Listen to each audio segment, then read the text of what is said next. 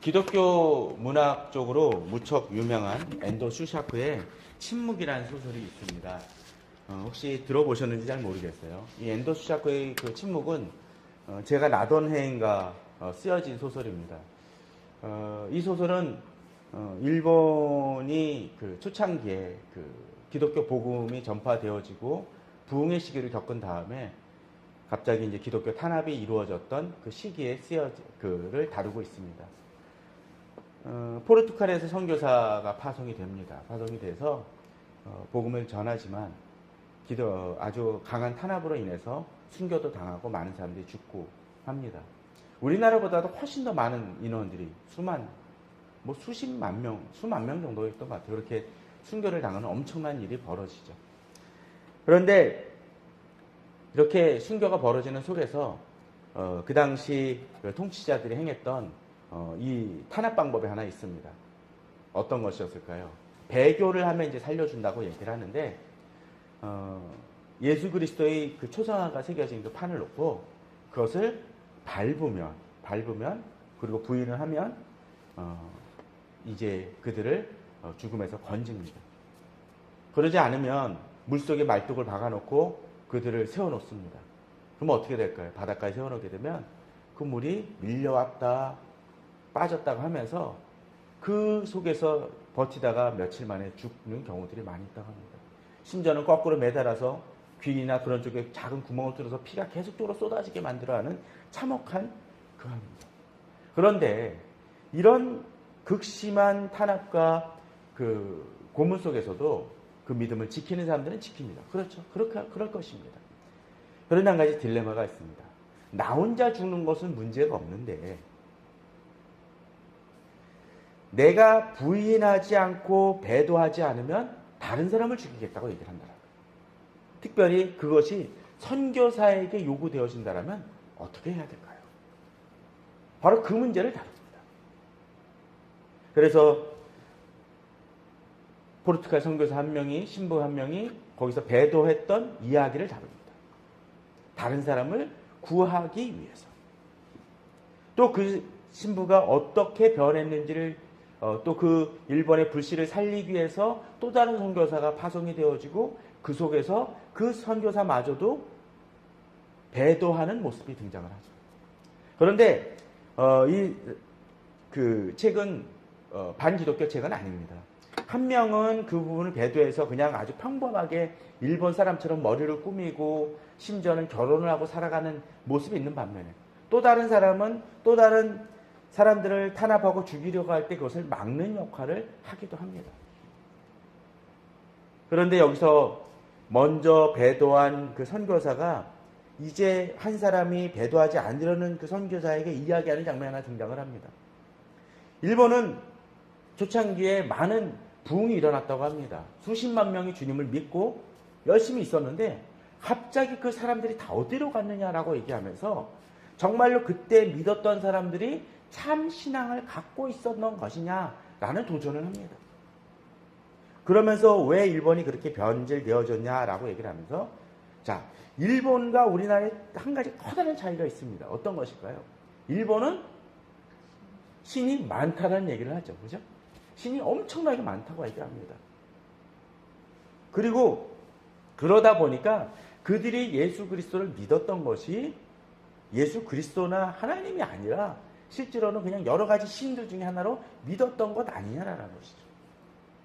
그래서 커다란 기독교의 뿌리가 내려졌던 것 같지만 실제로는 그것이 어떤 땅에 뿌리 내린 것이 아니라 마치 늪지대에 뿌리를 내린 것과 같았다는 얘기를 합니다.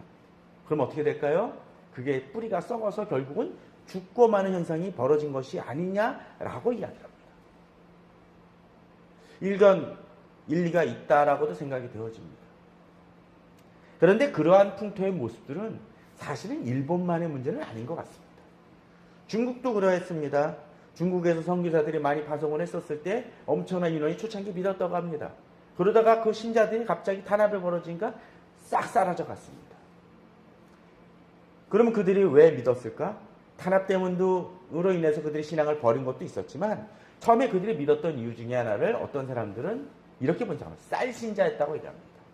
쌀을 주니까 믿는 것처럼 우리나라에서도 옛날에 그런 얘기 많이 하죠. 교회 가면 뭐 크리스마스 때 가면 뭐 준다 그래서 교회를 다녔던 사람들도 있었습니다.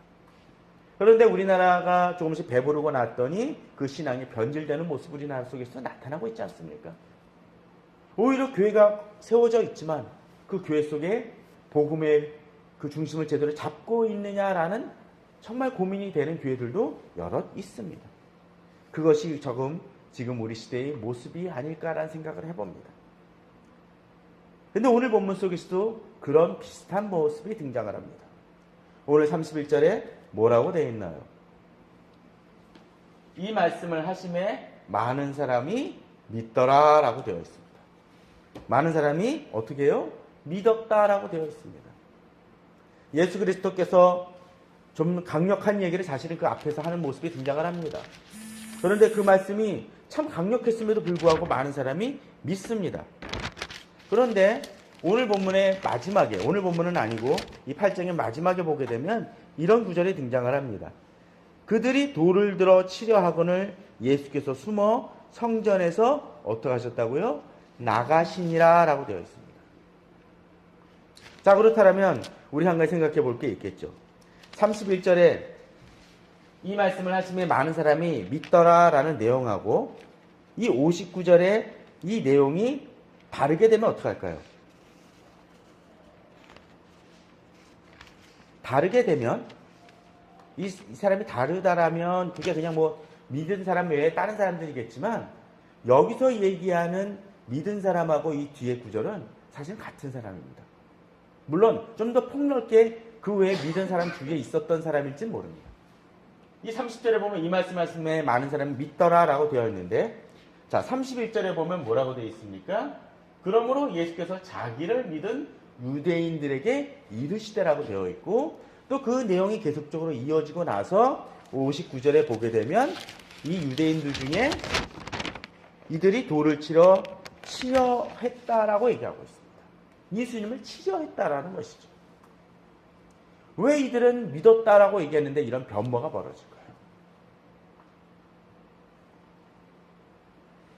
또 예수님은 하필 이렇게 예수께서 자기를 믿은 유대인들에게 이들을 믿은 사람들이 잘 신앙을 지키도록 지키는 것이 아니라 오히려 이들에게 걸림이 되는 이야기를 하셨던 이유는 무엇이었을까요? 어쩌면 이 시대의 교회가 많이 부흥하는 교회가 곰곰이 생각을 해보시기 바랍니다. 많은 수만 명, 어쩌면 수천 명의 많은 교회인들이 모이는 이유가 그들이 듣기 편한 얘기를 하기 때문에 지켜지는 것은 아니지. 또 과연 이들이 믿었다라는 것은 과연 어떤 의미를 지니고 있는지를 우리가 생각해 볼 필요가 있습니다. 일본에서 수십만 명이 믿었던 그 모습하고 마지막에 몇 안 되는 사람들 순교를 위해서 순교마저도 감수하는 그 고통의 세월을 겪는 그 사람들하고 과연 이 경우는 다른 사람들입니까? 아닐 수도 있고 같을 수도 있을 것입니다. 오늘 저희는 그 부분을 통해서 이 시대를 살아가는 우리들이 믿는다라는 것이 무엇인지를 좀 더 생각해 보기 바랍니다. 또한 예수님께서 왜 예수께서 자기를 믿은 유대인들에게 너희들이 신앙을 잘 지켜라, 교회 잘 나오고 그저 예배만 열심히 참석하고 말씀 좀 읽고 설교 말씀만 읽으면 너희들 그냥 천국 갈 거야 라고 쉽게 얘기할 수도 있었는데 왜 이들에게 또다시 이야기를 하심을 통해서 걸림이 되게 하셨고 또 거기 던지신 이야기는 무엇인지를 한번 생각해 보는 시간들이 되었으면 합니다. 자, 이들은 예수님을 믿었습니다. 그죠? 믿고 주님께로 나아오고 주님을 쫓았습니다. 오병이어의 기적 때도 그러했습니다. 사람들이 그 말씀을 들으러 왔었고 그들은 이적도 경험을 했었습니다. 그런데 그러한 사람들에게 예수님은 한 번 더 말씀하십니다. 그들이 믿었다고 하지만 그 믿음이 진정으로 견고해지기 위해서 그들의 믿음이 좀 더 참되게 하기 위해서 그들에게 한 걸음 더 나아갈 필요가 있었다라는 것이죠. 그래서 주님은 이들에게 뭐라고 얘기하십니까? 이들이 좀 더 이들의 신앙이 견고해지기 위해서 한 걸음 더 나아가라고 얘기하시면서 하시는 말씀이 31절에서 예수께서 자기를 믿은 유대인들에게 이르시되 어떡하라고요? 너희가 내 말을 거하면 참으로 내 제자가 되고 진리를 알지니 진리가 너희를 자유롭게 하리라고 얘기하십니다. 자, 믿은 유대인들에게 너희들 신앙 잘 지키라고 아니라 어떻게 하십니까? 너희가 내 말에 거하면이라고 되어 있습니다. 그럼 어떻게 된다고요? 참으로 내 제자가 될 것이다라는 것입니다. 우리 주님은 단순히 예수 그리스도를 그냥 믿고 천국 가는 것이 아니라 진정으로 믿은 사람이라면 어떻게 해야 됩니까? 그 말씀대로 좇기를 원하신다라는 것입니다. 최근에 참 인상적인 책을 하나 봤습니다. 알라를 찾다가 예수를 만나다라는 책 제목입니다. 최근에 꽤 이슈가 되어지는 책을 내고 있는 샘물결 플러스라는 곳에서 낸 책입니다. 미국에 살고 있는 어떤 가정입니다. 그런데 이 가정은 파키스탄 쪽에서 이슬람 쪽에서 열심히 믿었던 가정입니다. 아버님과 엄마가 어머니께서 약간 선교적인 역할마저도 감당하셨던 것입니다. 그런데 이 사람이 예수 그리스도를 믿게 됩니다. 그런데 믿었다고 했었을 때 이분이 그저 대충 믿었던 사람이 아니라는 거예요. 전통적인 그 무슬림의 교육 방법과 그대로 계속적으로 살아갑니다. 그러면서 자기가 처음에 어떻게 믿었고 알라를 어떻게 믿었고 그 신앙의 토대가 어떠한지를 자세하게 그 책에서 기술을 합니다. 사실 이 책은 어떤 면에서 보면은 이슬람에 대해서 잘 알 수 있도록 도움을 주는 책이기도 합니다. 가끔 우리들 이단 비판서라든가 또는 이슬람에 대해서 쓴 책들 한번 곰곰이 살펴보십시오. 근데 그 책들을 곰곰이 그 비판서들을 보게 되면 문제가 뭘까요? 비판적인 관점 속에서 쓰다 보니까 이들이 정말로 이야기하고 싶어하는 그 얘기들을 그들의 시각 속에서 객관적으로 살펴보지 못하고 비판적으로 하다 보니까 이들을 만났었을 때는 우리들 속에서는 그게 별로 문제가 없이 야 정말 그래서 이슬람이 틀렸다 또는 뭐 어느 이단이 틀렸다라고 쉽게 얘기할 수 있을지 모르지만 정작 그들을 만났을 때는 봐 니들은 그렇게 편견을 가지고 우리를 대하고 있어라고 이야기할 때가 종종 있다라는 거죠. 그런데 이 책은 실제로 이슬람을 믿었던 사람이 자신의 신앙에 대해서 기술을 하고 문화를 얘기하고 또 이 사람이 그 정도가 아니라 학교를 다니면서 기독교인들 사람들을 만나면서 부딪히는 이야기들입니다. 그러면서 이 사람이 기독교가 틀렸다라는 것을 설명하기 위해서 논쟁을 벌여요. 그리고 이 사람이 이런 부분들을 얘기를 하니까 그걸 또 연구하기 위해서 자신의 코란과 또 자신의 관계된 그 책들을 연구하다 보니까 자신들이 문제 속에서 벌어지는 문제를 발견하고 이제 점차 믿고 씨름을 하다 보니까 결국은 이 사람이 선택할 수밖에 없는 것은 예수 그리스도밖에 없구나라는 결론에 이르는 책이에요. 만일 기독교인이 이슬람을 비판하면서 했다라는 얘기가 좀 다르겠지만 자신이 믿는 그 과정 속에서 벌어져요. 심지어 이 사람이 예수 그리스도를 영접하기 전에 어떤 일을 행하냐면 알라를 놓고 계속 기도를 해요. 이 알라 정기적인 기도 있지 않습니까? 이슬람에 기도를 해요. 그러면서 이 사람은 호칭이 알라를 뭐라고 하는지 아닙니까? 하나님이라고 얘기를 해요. 왜냐하면 어떻습니까? 이슬람의 뿌리가 어디예요? 구약에서 비롯되어지죠. 그러다 보니까 구약의 하나님을 자기들도 믿고 예수님을 그들은 뭐라고 얘기합니까? 선지자라고 얘기를 해요. 사실은 하나님의 아들이라고 얘기를 안 할 뿐이죠. 그런 속에서 되어지다 보니까 하나님이요 내게 징표를 주시면 믿겠습니다라고 이야기를 하면서 씨름을 하게 되고 그 과정 속에서 결국은 이 알라의 하나님을 이제 성경에서 말하는 올바른 하나님으로 바꾸어 놓는 작업들 하는 놀라운 변화를 겪게 됩니다. 사실 이 사람의 그러한 선택은 쉽지 않습니다. 왜? 자신의 모든 토대가 어떻습니까? 이슬람 문화 속에 있기 때문에 혹시 그런 얘기 가끔 들어보십니까? 이슬람 사람들 중에 예를 들자면 어느 여자가 기독교인하고 결혼하게 되면 어떻게 행하나요? 명예살인이라는 걸 하게 되죠. 가족들이 회심하고 개종한 사람을 죽이기까지 합니다. 또는 완전히 그 사회에서 어떻게 합니까? 왕따를 당해버리죠.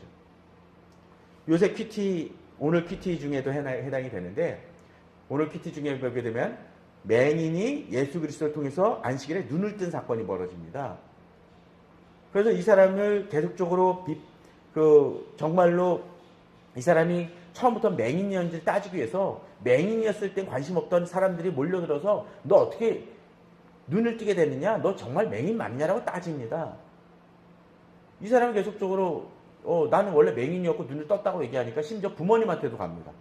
부모님한테 가가지고 얘가 처음부터 맹인이었냐? 어떻게 낫게 되었냐라고 따져요. 근데 이 부모가 재밌습니다. 얘가 성인이니까 얘한테 물어봐요. 왜 그런지 아십니까?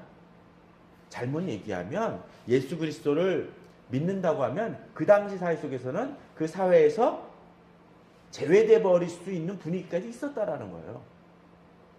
유대인들 사회 속에서 단순히 예수 그리스도를 믿는다라는 것은 그냥 종교를 바꾸는 의미가 아니라 어떻게 돼요? 사회에서 열애되어지고 매장되어질 수 있다라는 거예요. 이슬람의 문화는 훨씬 더 강렬했다라는 거죠. 그러나 그럼에도 불구하고 이 사람의 목적은 무엇입니까? 진리가 무엇이냐라는 거예요. 그 씨름을 했다라는 거죠. 그런 점에서 이 책은 아주 중요한 의미를 지니고 있습니다. 그런데 이 책을 보면서 한 가지 우리 자신에게 대한, 우리 기독교에 대한 아쉬움이 하나 있었습니다.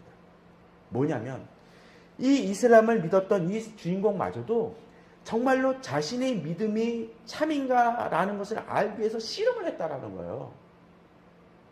여러 책들을 읽고 우리식으로 얘기하면 목사에 해당되는 사람한테 가가지고 계속적으로 묻고 따집니다. 논쟁을 벌여요. 그런데 우리 기독교인들이 얼마나 그렇게 믿고 있냐는 거예요. 은혜로 받았다고 하면 목사가 틀렸다는 얘기를 하는 게 아니라 목사가 엉터리 얘기를 한다 할지라도 그냥 아멘하고 얘기하는 사람들이 참 많이 있습니다. 그게 옳습니까? 아니라는 거죠. 그럼 어떻게 해야 됩니까? 우리 자신이 하나님의 말씀을 믿고 또 그 말씀을 묵상해야 된다는 것입니다. 너희가 내 말에 거하면이라는 얘기는 진정으로 우리가 우리 말씀을, 하나님이 주신 우리 말씀을 씨름할 수 있어야 된다는 것입니다. 그런 점에서 제가 계속 퀴티나 말씀을 읽는 것을 강조하는 이유도 바로 그것입니다. 제가 이전에 그런 얘기 했었죠. 대순진리에 속에 속한 사람이 저한테 도를 아십니까? 했었다고요. 그때 저는 도를 안다라고 얘기를 했었다는 얘기를 했습니다. 이 사람이 저도 7년 동안 교회를 다닌 적이 있습니다고 했을 때 저는 속으로 웃기지 말라고 얘기했습니다. 왜?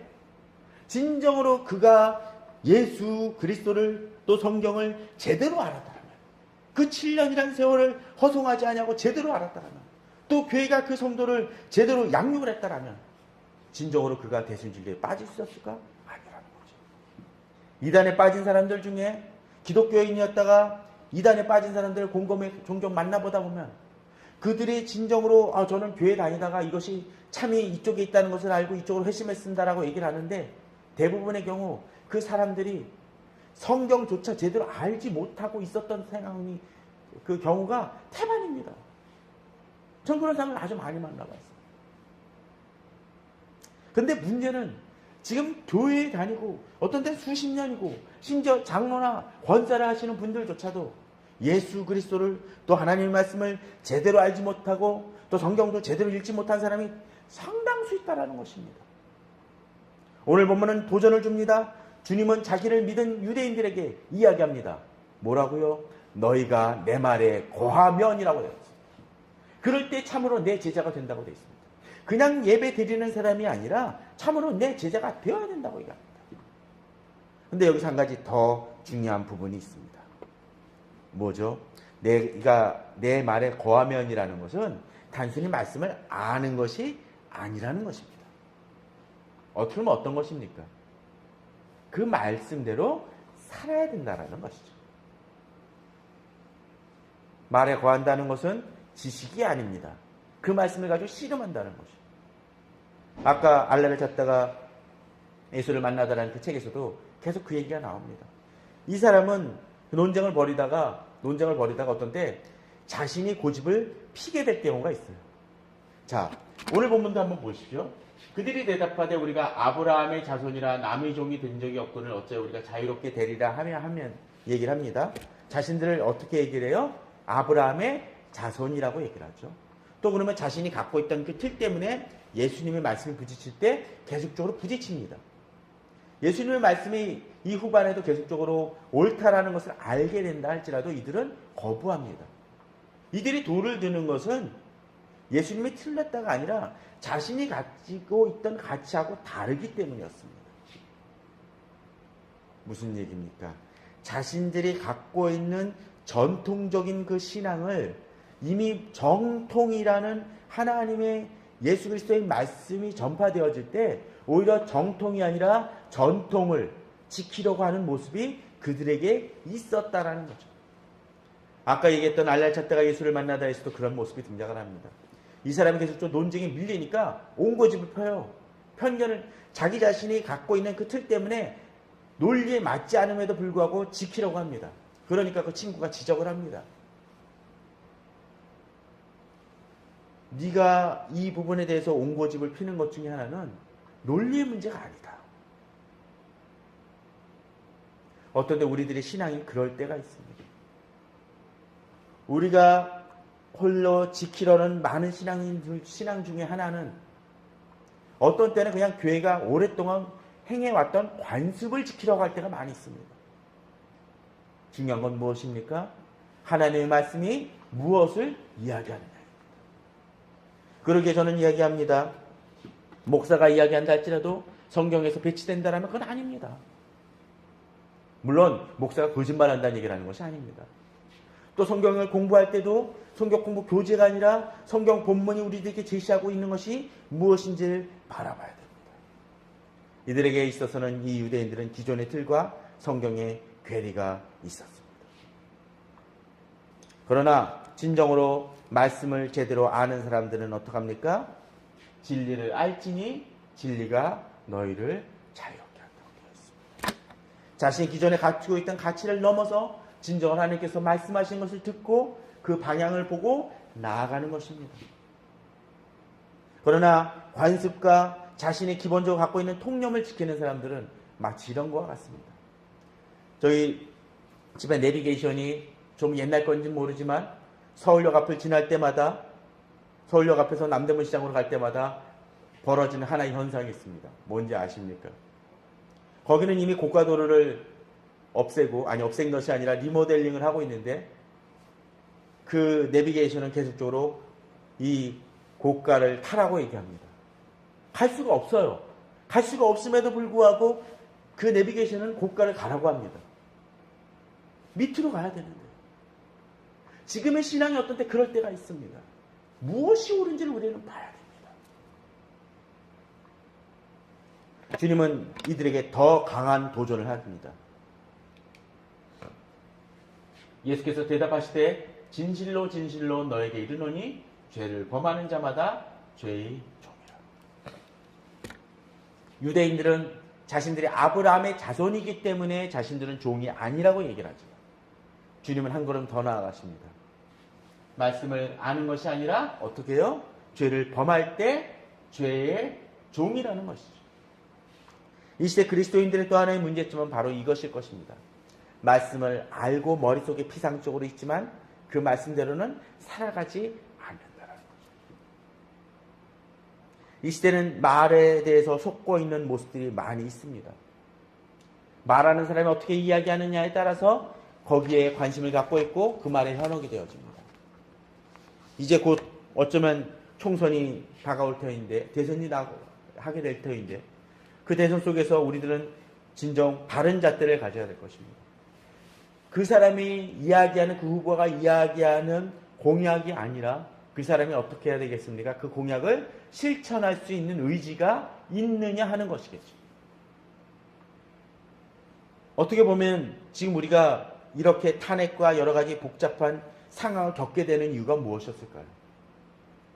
그때 이야기했던 그 공약을 실천할 수 있는 의지가 그 지금 대통령에게 있었는지를 제대로 판단하지 않았고 찍었다라는 거예요.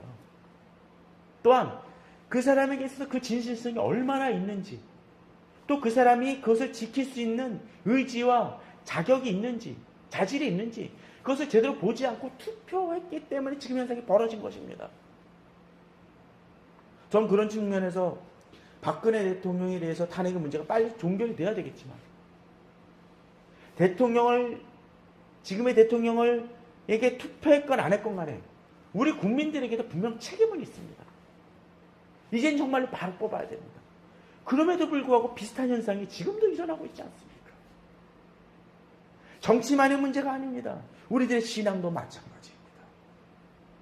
왜 교회가 썩었냐라고 이야기를 하지만 진정으로 이 교회가 썩은 곳에서 벗어나 그냥 멀리서 돌만 던지는 사람들이 많이 있습니다. 또는 이 더러운 곳 속에서 있으면서 여기 왜 깨끗한데 왜 안 들어오냐라고 하면서 냄새나는 그 더럽고 부패한 현장 속에서 그냥 교회에 머무르면서 교회가 바뀌질 않길 바라는 사람들도 있음을 우리는 알아야 됩니다. 성경은 이야기합니다. 죄를 범하는 자마다 뭐라고요? 죄의 종이라고 되어 있습니다. 이런 사람들이 진정으로 아들입니까?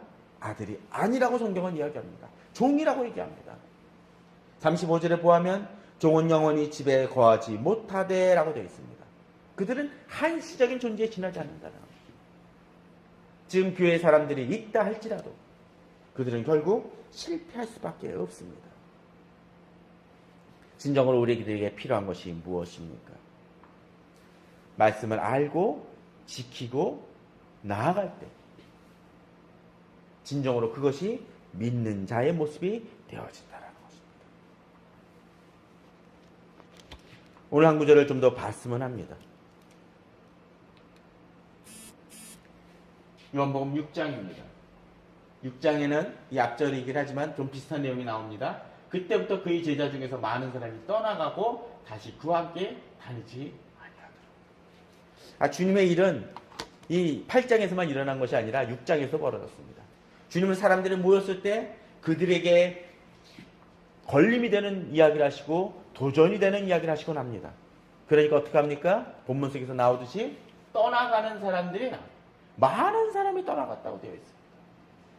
지키는 것이 아니라 이들이 주님 앞에서 결단하지 않으면 떠나가는 것마저도 감사하시죠. 자, 그런데 여기서 예수님께서 이렇게 제자들이 많은 사람들이 떠나갈 때 도전을 주시죠. 예수께서 12제자에게 이르시되 너희도 가려느냐. 요새식으로 따지면 뭘까요? 너희들도 대세를 따르려느냐? 많은 사람들이 하는 것처럼 따르려느냐? 많은 교인들이 그렇게 하고 있어. 니들도 할래? 라고 이야기를 하는 것이죠. 그에게 베드로는 이렇게 얘기합니다. 시몬 베드로가 대답하되 주여 영생의 말씀이 주께 있사오니 우리가 네게로 가오리까. 우리가 주는 하나님의 거룩한 자신인 줄 믿고 알았사옵나이다. 맞습니다. 그렇습니다. 우리가 진정으로 지켜야 될 것은 교회의 건너는 틀이나 우리들의 관습이 아니라 어떤 거요? 예수 그리스도가 우리의 유일한 구세주이고 하나님의 참 아들이심을 믿고 그분을 쫓는 것입니다. 지금 우리가 쫓는 것이 무엇인지 바라봐야 될 것입니다. 그 말씀을 알고 믿고 따를 때 많은 사람이 떠나가는 속에서도 우리는 그 자리에 남아있을 수 있습니다. 저는 우리 성도님들이 그러한 믿음으로 나아가시는 성도님들 되기를 바랍니다. 그런데 본문 속을 보았었을 때 여기서 또 한 가지 재미난 현상입니다. 자, 주님이 이 떠나가겠느냐라고 물으신 것이 누구라고요?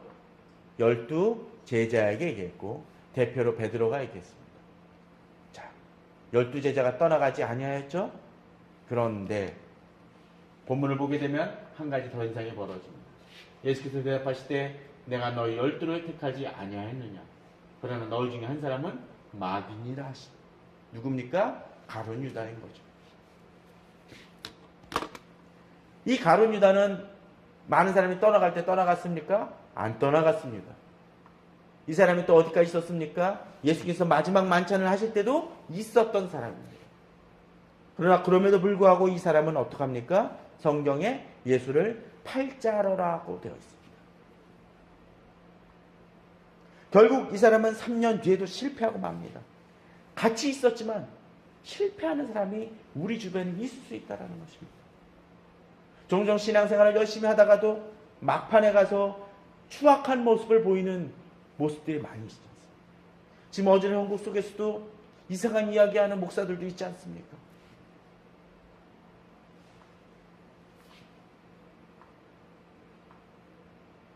진정으로 남는 자가 되기 위해서는 남아있지만 계속적으로 우리 자신을 돌아볼 필요가 있습니다.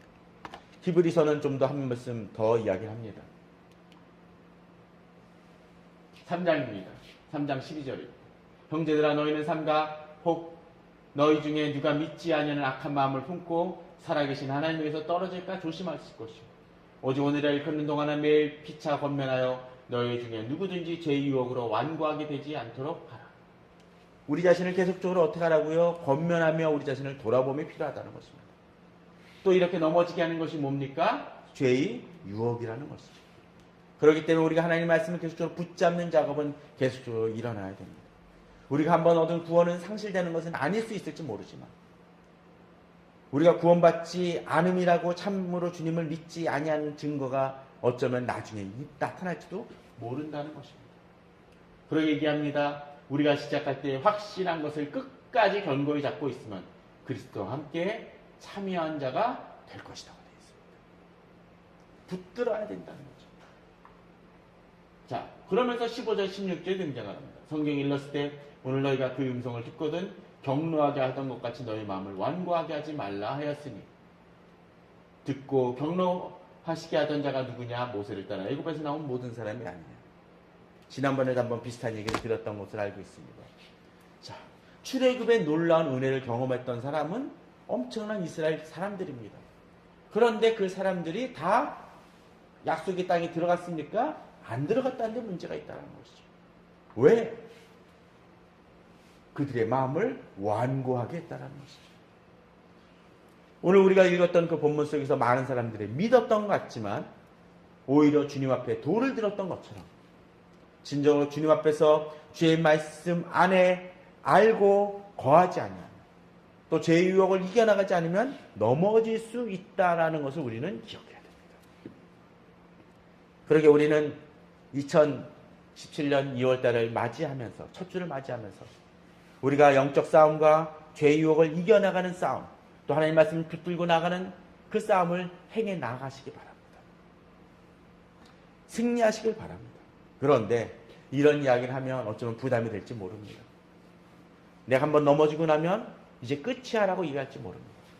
그런데 저는 앞서 이야기를 했던 제일 처음에 제가 얘기했던 엔도 슈자크의 유혹이라는 책을 보면서 순종을 보면서 침묵이죠. 죄송합니다.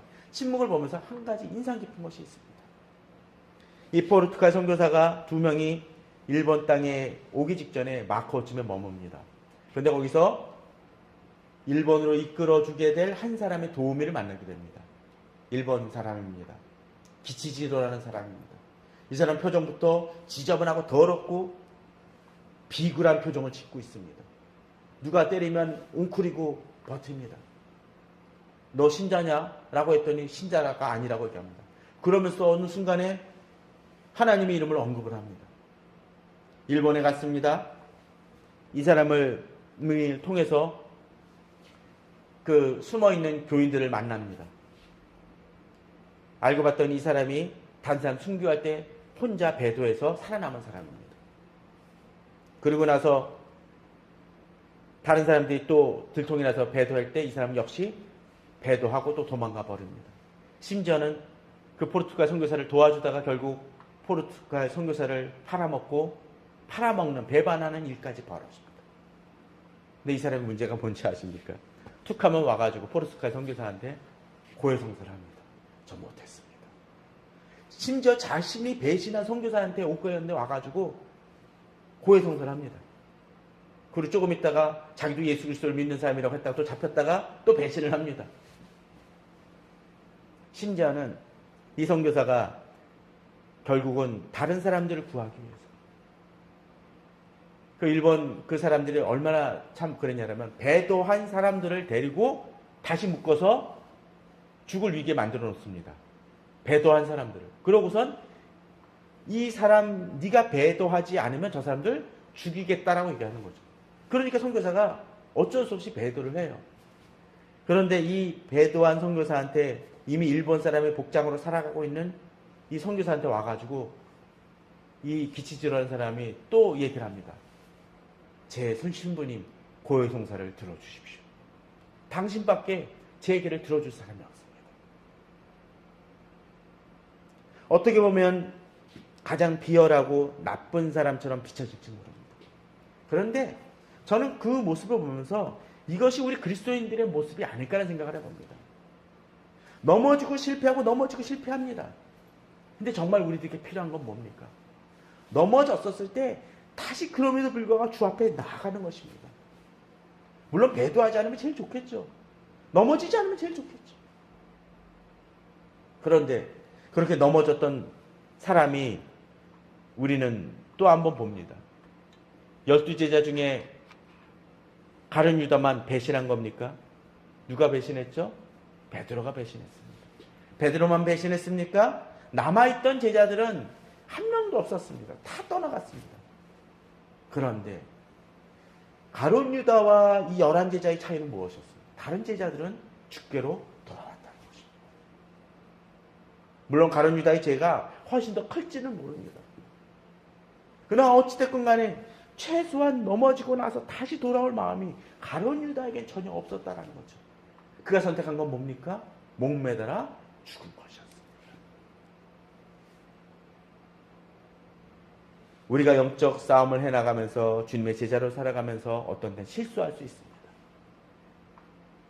내비게이션으로서 주님께서 얘기해 주시지만 잘못 나갈 때 있습니다. 우리가 내비게이션을 하다가 잘못 나갑니다. 그럼 뭐 합니까? 난 잘못 나갔어. 이제 끝이야. 목적지에 갈 수 없어라고 얘기합니까? 아닙니다. 다른 길을 찾아 돌이키면 됩니다. 우리가 싸워나가며 신앙생활 해나가며 실수할 때도 있고 넘어질 때도 있습니다. 남들 보기엔 부끄러운 죄를 범할 수도 있을지 모릅니다. 그럴 때 우리에게 필요한 것은 다시 한번 무릎 꿇으며 주 앞에 나아가는 것입니다. 한 번 더 실패하지 않기를 바라지만 넘어졌다라고 포기하지 마십시오. 그렇게 믿음으로 나아가며 주의 말씀을 묵상하고 거할 때 우리 성도님들이 참으로 내 제자가 될 것이고 결국 궁극적으로 주님 앞에 넌 참으로 착하고 충성된 종이라고 칭찬받는 모든 성도님들이 되실 것을 믿습니다. 그러한 믿음으로 나아가시는 우리 성도님들 되시기를 주님의 이름으로 축원합니다.